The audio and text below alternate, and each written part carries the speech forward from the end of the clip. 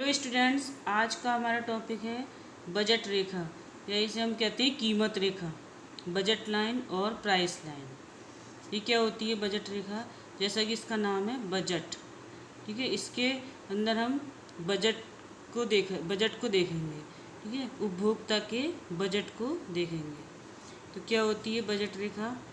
उपभोक्ता वास्तव में वस्तुओं के किन संयोगों को खरीदेगा, ये उसकी आय, एक तो उसकी आय तथा उपभोग वस्तुओं की कीमत पर निर्भर करता है। यानी कि दो घटक होते हैं, एक तो उपभोक्ता की आय और दूसरी वस्तु की कीमत। इन दोनों पर ये निर्भर करती है बजट रेखा, ठीक है। ये दोनों घटक मिलकर ही उपभोक्ता की उपभोग सीमा का निर्धारण करते हैं कि कितना उपभोग वो करेगा, ठीक है। इस प्रकार बजट रेखा दो वस्तुओं के विभिन्न संयोगों को प्रदर्शित करती है जिन्हें उपभोक्ता दी गई आय तथा वस्तु की कीमतों के साथ खरीद सकता है, ठीक है। इसे हम एक एग्जाम्पल से भी समझेंगे। पहले ये देखिए बजट रेखा का समीकरण क्या होता है। बजट रेखा का समीकरण इस तरीके से है, P X into X plus P Y into Y is equal to M, जहाँ पे x हमने एक वस्तु मानी है और y दूसरी वस्तु मानी है। यानी कि x हो गया x वस्तु की मात्रा, y हो गई y वस्तु की मात्रा।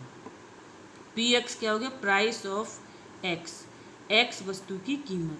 py क्या हो गया? प्राइस ऑफ y, y वस्तु की कीमत। और m जो हो गया वो है उपभोक्ता की आय, ठीक है। तो अगर हम इसे ग्राफ पर दिखाएं तो ये x अक्ष हो गया, ये y अक्ष हो गया। ये इस तरीके से आ जाती है, इधर x वस्तु ले ली, इधर y वस्तु ले ली। जब हम ड्रॉ करेंगे तो इस तरीके से एक स्ट्रेट लाइन के रूप में आती है। यही हमारी कहलाती है बजट रेखा। P X into X plus P Y into Y equal to M. ये एम अपॉन पी एक्स, ये क्या कहलाता है? अंताखंड। एम अपॉन पी एक्स ये कहलाता है अंताखंड। एम अपॉन पी एक्स अक्ष पर अंताखंड है और M upon P Y Y अक्ष पर अंताखंड है। बजट रेखा का ढाल, स्लोप इसका कैसा होता है? निगेटिव होगा। निगेटिव क्यों होगा? क्योंकि ये नीचे की ओर जा रही है, ठीक है। इसके स्लोप का मान होता है माइनस के P X upon P Y. Downward sloping होती है इसकी। इसको हम अब एक एग्जाम्पल से समझेंगे। मान लीजिए किसी उपभोक्ता का बजट 20 रुपये का है, ठीक है। ये 20 रुपये का बजट है। अब उसे दो वस्तुएं खरीदनी है उसे। मान लीजिए एक वस्तु है एप्पल और दूसरी वस्तु है बनाना। एप्पल की कीमत है 4 रुपये और बनाना की कीमत है 2 रुपये, ठीक है। तो वो 20 रुपये में इन दोनों वस्तुओं के कौन कौन से संयोग खरीद पाएगा, ठीक है। तो ये हम कॉम्बिनेशंस बनाएंगे, A B C D E F, इस तरीके से कॉम्बिनेशंस बना लेंगे। एक तरफ हमने लिख लिया एप्पल और दूसरी तरफ बनाना। तो मान लीजिए वो एक भी एप्पल नहीं खरीद रहा है, 0, ठीक है। जब एक भी एप्पल नहीं खरीद रहा है तो वो 20 रुपये में बनाना कितने खरीद पाएगा? जबकि एक बनाना की कीमत 2 रुपये है, तो वो कितने बनाना खरीद पाएगा? 10 दूनी 20 हो गया, ठीक है। अब हमने एप्पल की 1 यूनिट बढ़ा दी। जब वो एक एप्पल खरीद रहा है तो 4 रुपये का तो ये एप्पल हो गया, तो 20 में से 4 गए 16। अब उसके पास बचे 16 रुपये। 16 रुपये में वो बनाना की कितनी यूनिट खरीद पाएगा? 8 दूनी 16, तो वो 8 यूनिट खरीद पाएगा। अब एप्पल की 1 यूनिट हमने और बढ़ा दी तो ये हो गए, ये 2 हो गए 2, तो 2 एप्पल कितने के हो गए? 8 रुपये के हो गए। अब उसके पास कितने बचे? 12 रुपये। तो इस तरीके से ये 12 रुपये में वो 6 केला खरीद पाएगा, ठीक है। इस तरीके से ये बढ़ते चले जाएंगे, वो 0 एक एक यूनिट हम एप्पल की बढ़ाते चले जाएंगे। तो हम यहाँ पे ये देख रहे हैं कि बनाना की जो यूनिट है वो लगातार कम होती जा रही है, ठीक है।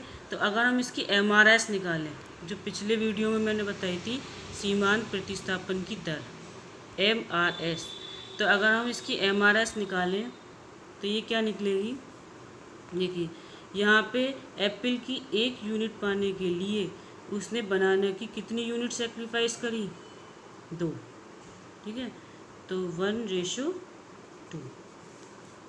फिर एप्पल की 1 यूनिट और पाने के लिए उसने बनाना की कितनी यूनिट सेक्रीफाइस करी?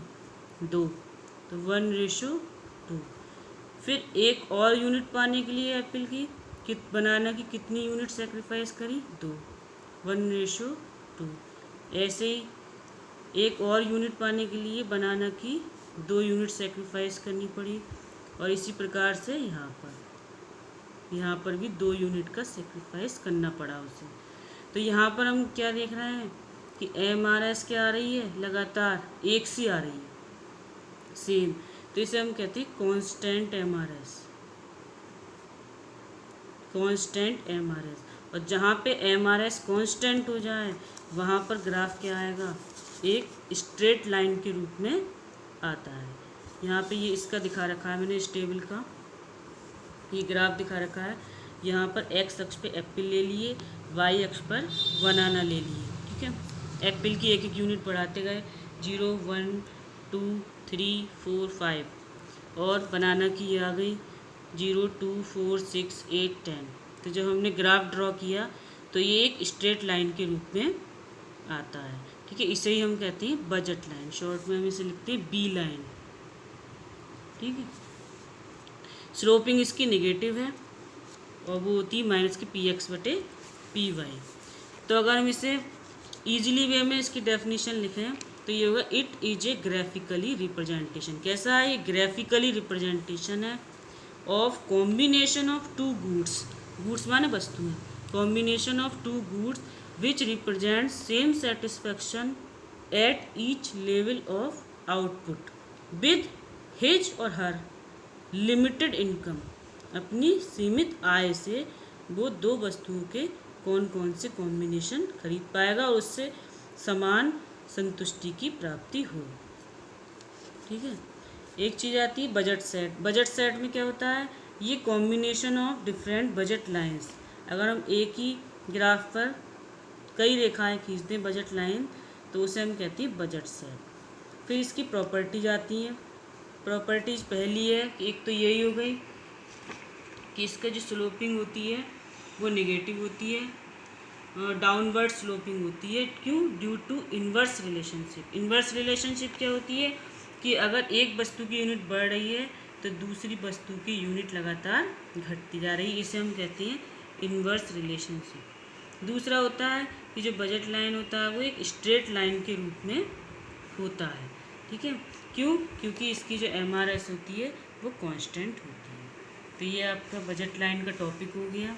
ठीक है, ओके, थैंक्स।